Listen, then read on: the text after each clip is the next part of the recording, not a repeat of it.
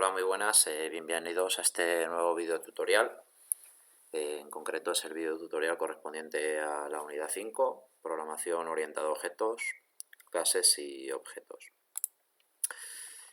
Bien, lo primero comentar que tal y como he comentado en alguna ocasión en clase, vamos a trabajar el paradigma de la programación orientada a objetos con el lenguaje que venimos utilizando desde el principio de curso, que no es otro que Java. Java es un lenguaje que surge en 1995, lo desarrolla un ingeniero de Sun Microsystems llamado James Gosling en 1995.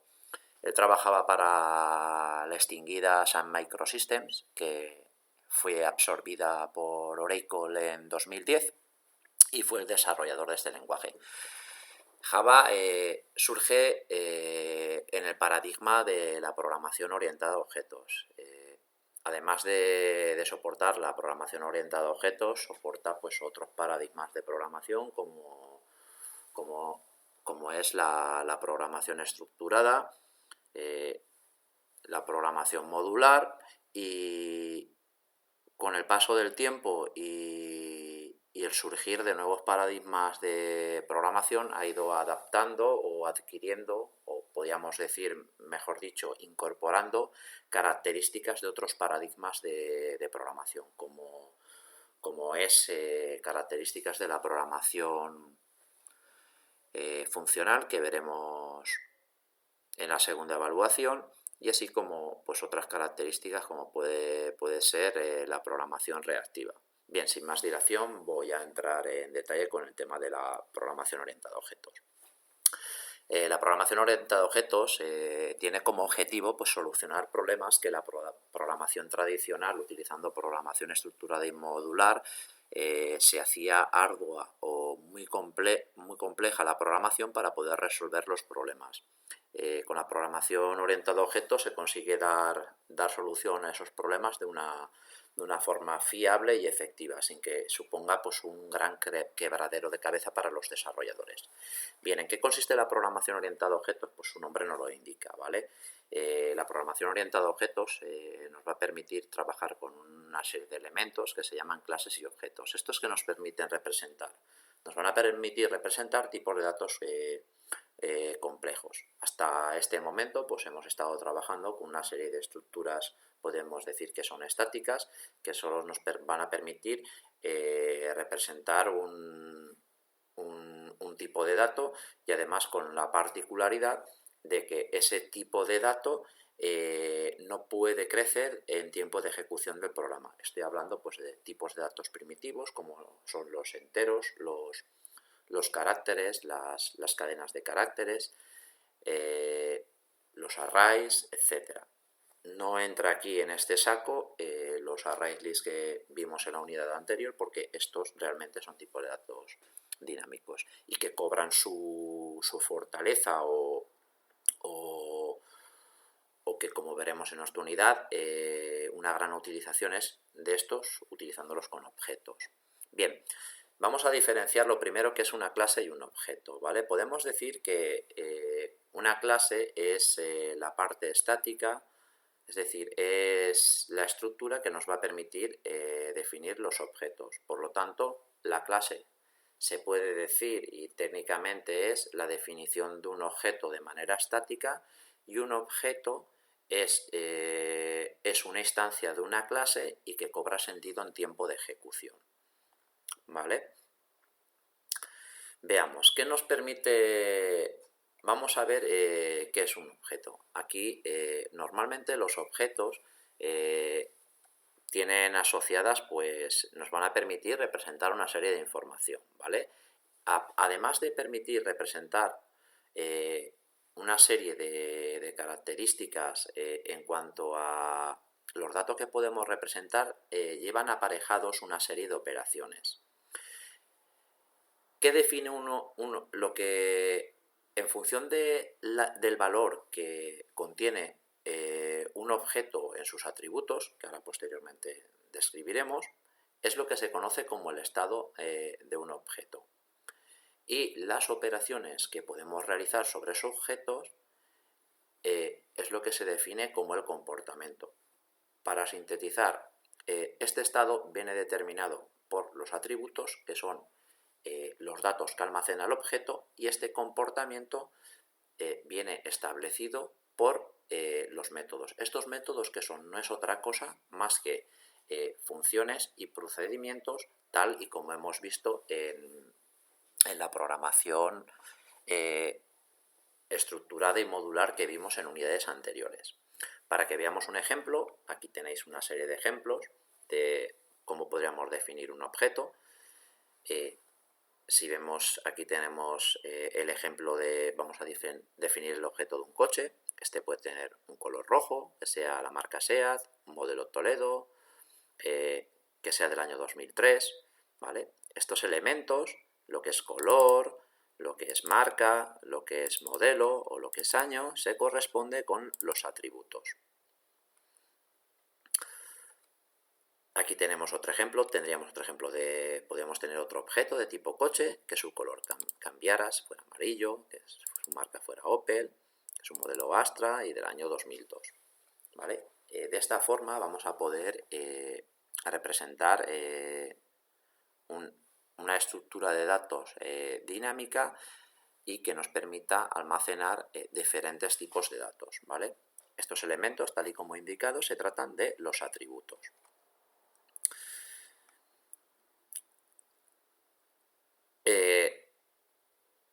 Cuando hablamos de los atributos que hemos visto aquí, lo normal es que los objetos tengan una serie de comportamientos o acciones que vienen definidas a través de los métodos. ¿Vale? Aquí tenemos una serie de ejemplos como lo que es arrancar, frenar, acelerar, etc.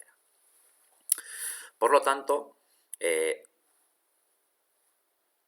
podemos decir que un objeto, ¿vale?, nos va a permitir describir una serie de atributos y una serie de acciones. Esto es importante. Un objeto no es más que una representación de cualquier entidad concreta o abstracta que puede percibir o imaginar y que puede resultar de utilidad para modelar elementos del entorno del problema que deseamos resolver. El objetivo es poder representar estructuras de datos que nos van a ser o resultar interesantes para poder resolver un problema. Eso es un objeto, ¿vale?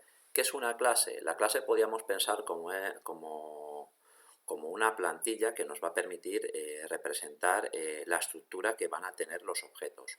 Una clase debemos pensar que es la definición de los objetos en el código fuente. Es decir, no tiene una entidad, es la plantilla una estructura. Es decir, aquí lo tenemos. Una clase consiste en la definición de un tipo de objeto, ¿vale? Va a indicar cuáles son los atributos y los métodos que va a tener, es decir, sus funciones o procedimientos. Pero en sí no es una entidad que ocupe un lugar en memoria. ¿Quién va a ocupar un lugar en memoria? Los objetos, que es una instancia de esa clase en tiempo de ejecución. ¿Vale? Ya sabemos que en las clases vamos a definir una serie de atributos y una serie de métodos que nos van a permitir pues, que interactuemos con los objetos, ¿vale?, los que definen este comportamiento. En el lenguaje cotidiano, muchos programadores suele ser habitual la confusión entre el término de clase y objeto, ¿vale?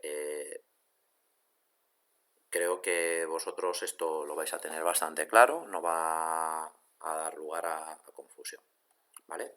¿Cómo definimos una clase? Tenemos que pensar que cuando vamos a programar en un lenguaje orientado a objetos y vamos a trabajar con clases y definir pues, nuestra aplicación a través de una serie de objetos, tenemos que definir estas clases, ¿vale?, que nos van a permitir luego generar los objetos.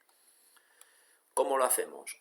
Aquí tenemos la estructura, ¿vale? Tendremos siempre una cabecera de la clase compuesta por una serie de modificadores, siempre con la palabra reservada class y el nombre de la clase. Y luego el cuerpo.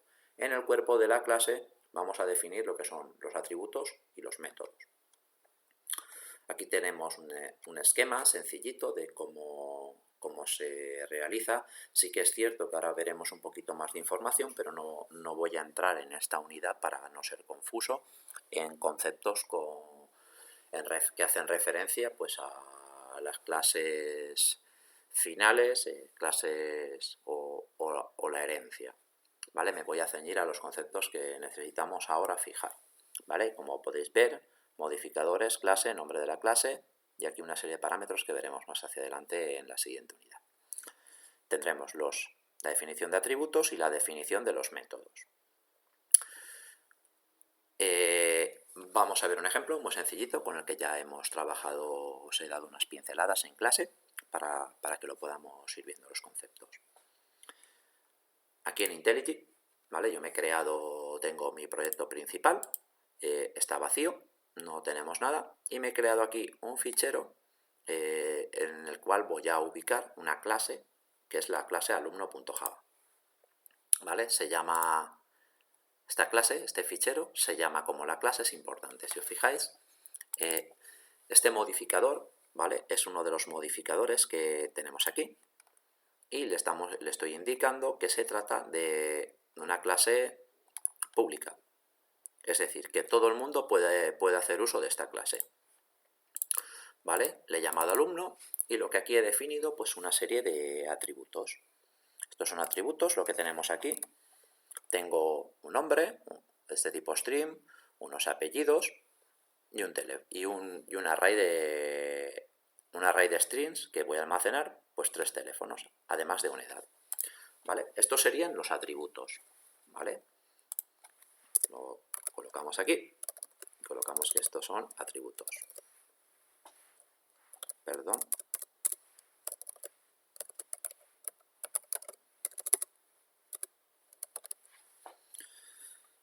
Si yo quisiera utilizar esta clase, esto es la definición, y ahora quiero crearme un objeto, ¿vale? Los objetos, tal y como hemos visto, aunque pues no los estábamos utilizando, se crean con la palabra new. Si vamos al programa principal, yo vengo aquí y ahora voy a crear un tipo de dato como el nombre del objeto, es decir, alumno.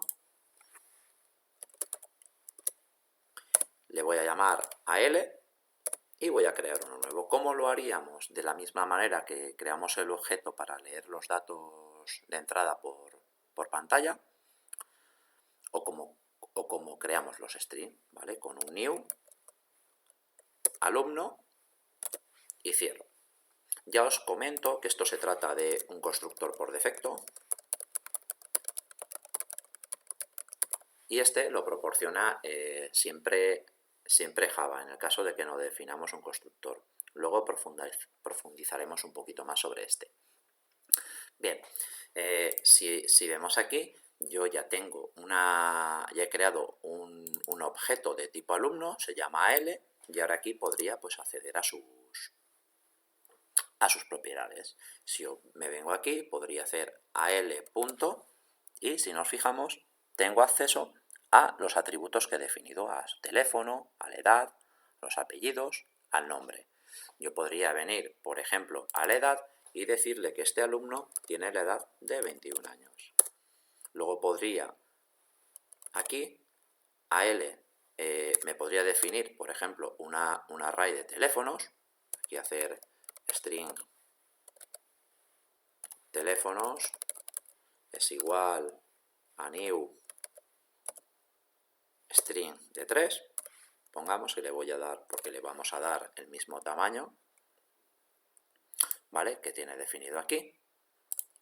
Y lo que voy a hacer ahora es crearme un bucle para rellenar teléfonos aleatoriamente. Lo podemos hacer así, con for i.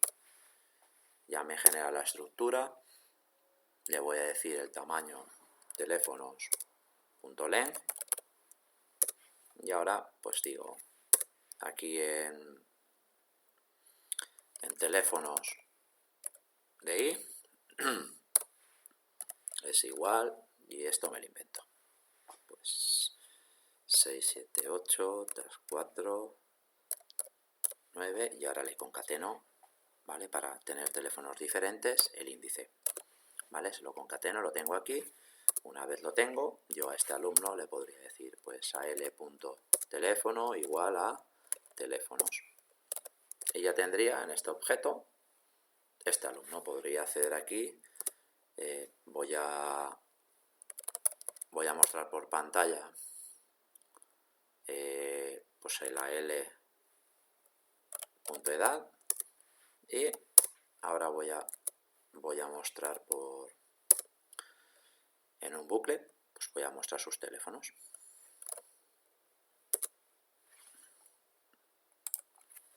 al.teléfono.leng y muestro los que acabo de introducir. Perdón.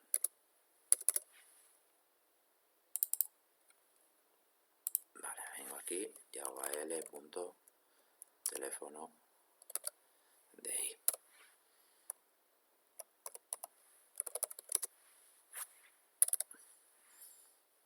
¿Vale? Así podríamos acceder a los elementos del objeto. Si esto lo compilara, lo ejecutara, veríamos aquí que estoy mostrando por pantalla, he creado el objeto, he accedido a su atributo y me he definido pues una serie de teléfonos concatenándole el índice. Ahora aquí muestro por pantalla, ¿vale? Vemos que me devuelve el valor de este atributo y luego muestro el resto de atributos que le he asignado, porque recordad, este de aquí es una variable, es un tipo de dato que es un array que contiene 3 strings. Aquí lo que he hecho es crear el string para luego asignárselo aquí. ¿Vale? Hemos visto que tenemos un acceso pues, a los atributos y hemos creado pues, un tipo de dato objeto. Una de las cosas con las que había comentado es que las clases definimos atributos y métodos. ¿Vale? Los métodos. Métodos que no son más que funciones y /o procedimientos. ¿Vale? Para que nos aclaremos y veamos que los métodos ya hemos trabajado con ellos. Pero en orientación a objetos, estas funciones se les denominan, estos métodos se denominan, estas funciones y procedimientos, perdón, se les denomina métodos. Bien, los métodos nos van a permitir interactuar con los objetos. Estos métodos que podemos definir, tenemos una serie de métodos, ¿vale? Tenemos, por lo general, para acceder, tenemos métodos para acceder a los atributos que se le denomina getters y setters.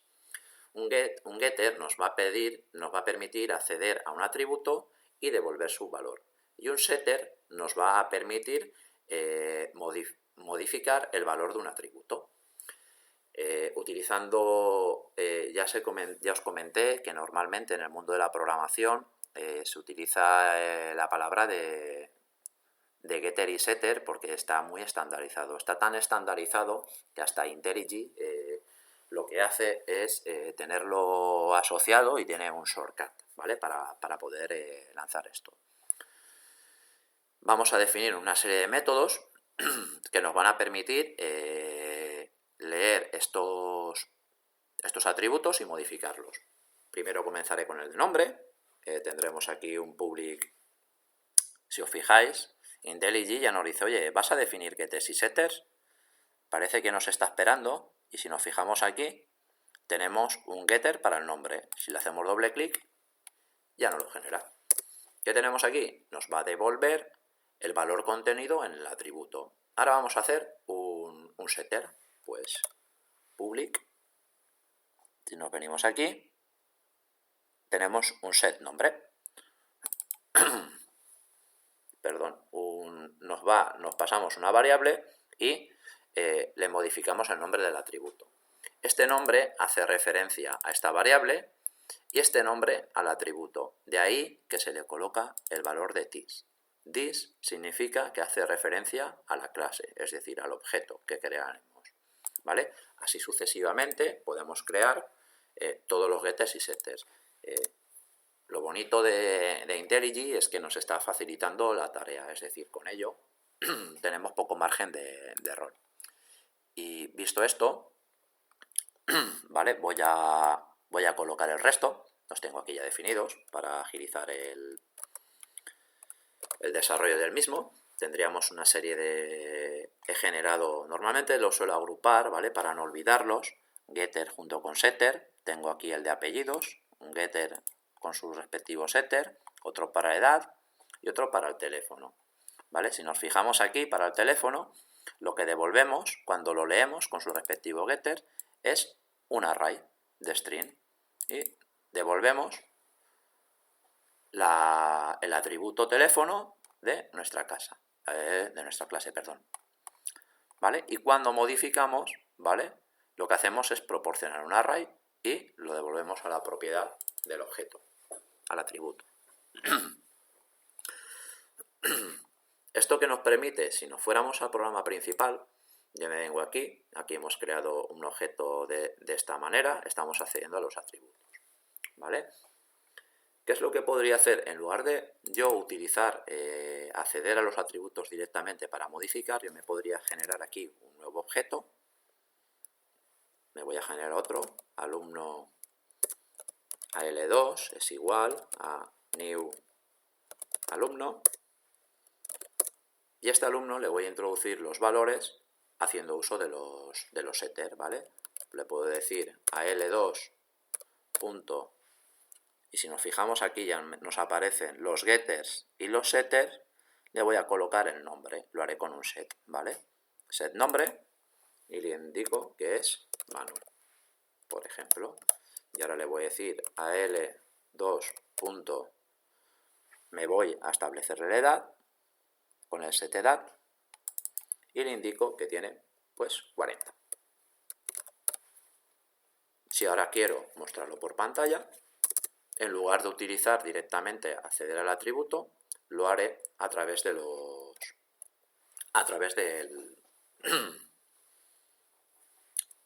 getters, ¿vale? Esto es otro shortcut, ¿vale? Shout. Y voy a mostrar a L2 punto get nombre, me voy al getter, me mostrará el nombre y ahora lo voy a copiar así. Y aquí tendría getEdad. Si esto lo ejecutamos, vale, aquí voy a hacer ahora, vale, acceso con getters y setters para que me lo muestre por pantalla y veamos la diferencia. Y lo ejecutamos. Ejecuto este y si os fijáis, he hecho una modificación de los datos con los setters y ahora un acceso a los mismos para devolver sus valores con los getters. Bueno, pues con esta parte, ¿vale? Ya cubrimos un poquito este concepto, ya hemos visto cómo definir atributos y cómo definir métodos. ¿Vale? Aquí tenemos la declaración de la clase, como la podéis ver aquí en este ejemplo. Tenemos aquí los atributos y tenemos los métodos. Hemos trabajado con una cosita, ¿vale? Que es lo que es el constructor por defecto, ¿vale? Comentar que los constructores, un constructor es un método especial que nos permite definir objetos, construir objetos, es decirles, crearlos y que ocupen una posición de memoria. ¿Qué quiere decir? Bien, que cuando aquí hemos invocado a new alumno, esto es un constructor por defecto. Es decir, aquí no lo hemos definido, nos lo proporciona Java. ¿Qué es lo que hace? Cuando hacemos esta operación, un new alumno, lo que va a hacer es crear un objeto a partir de esa clase y reservarla un espacio en memoria, ¿vale? Es decir, eso contiene a L, aquí contiene una dirección de memoria. ¿Eso a qué viene? Si yo aquí hiciera esto, antes de hacer cualquier cosa, bueno, aunque la hiciera, ¿vale? Imaginemos que dices, bueno, pues si yo ahora cojo y yo tengo aquí este objeto, si yo lo imprimo, pues me imprimirá todo el contenido, ¿no? Es decir, los teléfonos, que se trata de, pues bueno, me imprimirá estos teléfonos y le da 21. Pues yo le ejecuto. Fijaros lo que me muestra. Sí, me dice que es un objeto de la clase alumno, pero ¿eso qué es? Eso es una dirección de memoria, ¿vale? No se accede, no se imprimen así los objetos por pantalla, ¿vale? Aquí lo que nos está mostrando es una dirección de memoria, ¿vale? Bueno, pues eso es lo que nos genera cuando generamos un objeto con el constructor, ¿vale? Siguiendo el hilo, para explicarlo. Para explicar esto es que es importante saberlo, ¿vale? Aquí hay una serie de información, ¿vale? Esto ya lo hemos trabajado, hemos visto que se han definido en una clase aparte, ¿vale? Es importante, los modificadores como tal pueden ser públicos, abstractos o finales, ¿vale? Nosotros de momento vamos a trabajar con los públicos, ¿vale? Trabajaremos con los abstractos o los finales cuando trabajemos el tema de la herencia y el polimorfismo, al igual que con los tipos finales. Luego, extends nos permite ver un poquito de hacer que una clase herede de otra, ¿vale? Y luego tendremos las interfaces. De esto nos olvidamos un poquito porque ahora no es interesante. Ahora necesitamos coger el concepto de la orientación a objetos. Bien, estos modificadores, ¿vale? Los tenemos aquí, ¿vale? Si os fijáis, podemos definir una clase de este tipo como punto. Si nos venimos aquí, habéis visto que yo he definido esta clase como pública, ¿vale? Si yo se lo quitara, no pasaría absolutamente nada, ¿vale? Yo puedo ejecutarlo y no ocurriría nada, ¿vale? Cuando le decimos que es pública es que la puede utilizar todo el mundo, ¿vale? Sin public, aquí, ¿qué es lo curioso? Pues que cuando no se define a las clases como pública, toman ese valor por defecto, ¿vale? Yo por convención, ¿vale? Suelo definirla, ¿vale? Estos modificadores pueden ser, solemos tener los siguientes modificadores, ¿vale? Vamos a olvidarnos de las clases abstractas y del tema de la herencia, ¿vale? Yo voy a ir ahora a los miembros estáticos de la clase, ¿vale? Bueno, esto lo voy a explicar más tarde, ¿vale? Porque lo tengo montado en un ejemplito, ¿vale? Lo que me interesa ahora es el cuerpo de la clase. Y esto ya lo hemos visto, que son los atributos y los métodos, ¿vale? Que son los getters y los setters, y cómo podemos utilizarlos y crearlos, ¿vale? Esto también lo hemos visto en este pequeño fragmento y cómo creamos el objeto, ¿vale? Lo importante, ¿vale? Vamos a ver qué son los constructores.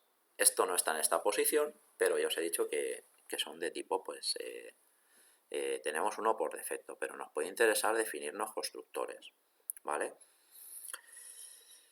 Voy a coger un fragmentito de código que tengo yo aquí ya colocado, ¿vale? Y me voy a definir un nuevo constructor, ¿vale? Y aquí tengo un constructor y ahora lo veremos. Yo me vengo aquí y a mi clase, ¿vale? Voy a decir, bueno, no me interesa el constructor que me ha dejado por defecto Java y me genero este constructor, ¿vale? Si os fijáis, los constructores van a tener la siguiente estructura. Siempre deben ser públicos, ¿vale? Public, ¿vale? El nombre de la clase y los parámetros que le quiera pasar. Básicamente, lo que le digo es que cuando haga un new, tengo que decirle, tengo que darle estos valores. Tengo que darle un nombre al objeto, los apellidos, una edad y pasar un array de teléfonos. Si nos fijamos, ¿vale? Me dice related to problems. Si me vengo aquí y le pulso, ¿vale? Me dice cuidado. Bueno, me da igual. Esto me da exactamente igual porque me vengo aquí y sé que el problema lo tengo aquí. ¿Qué quiere decir? Que yo no puedo generar un objeto, ¿vale? No puedo utilizar, cuando yo defino ya un constructor, no puedo utilizar el constructor por defecto, ¿vale? Eso es lo que me está indicando. Me dice que no puede ser aplicado, ¿vale? Cannot be applied to. Es decir, yo tengo definido un constructor, no gastes el constructor por defecto, no intentes gastar el constructor por defecto, pero ¿dónde me lo da? Ahí y aquí, en los dos objetos que he creado. Bueno, este fragmento de código me lo voy a copiar por si luego alguno os hace falta. Copio aquí una nueva, ¿vale? Para dejároslo, por si lo queréis. ¿Vale? Me voy a coger aquí y me voy a coger este fragmentito de código, ¿vale? Yo me vengo aquí y vamos a ver cómo podría definir pues un objeto y trabajar con él, ¿vale? Con su respectivo constructor. Vengo aquí, hago esto, ¿vale? Mira, ¿cómo voy a hacer para utilizar este constructor? Lo primero, como este constructor me va a pedir un array de strings, ¿vale? Porque lo necesita, que vamos a guardar los teléfonos, y lo que hago aquí primero me defino un nuevo array y, como he hecho anteriormente, le añado 3 teléfonos. Y ahora me creo un nuevo objeto, ¿vale? Pero si os fijáis, este constructor, ¿vale? Ya necesita, tal y como le he definido aquí, tener estos parámetros, ¿vale? Juan, le paso el nombre, le paso los apellidos, le paso la edad y le paso los teléfonos, ¿vale? Ahora aquí podría mostrar el nombre, si os fijáis, continuaría pudiendo mostrar lo que es el nombre, accediendo al atributo, y aquí podría llamar también a su getter para obtener los apellidos. Y luego hago un bucle y accedo directamente al teléfono o llamo al getter del teléfono y lo saco, ¿vale? Si lo ejecutamos, ¿vale? Podríamos colocarle aquí a través de setter, a través de getter, y este de aquí a través de setter, ¿vale? Para que veamos que esto funciona. Vale, vuelvo aquí.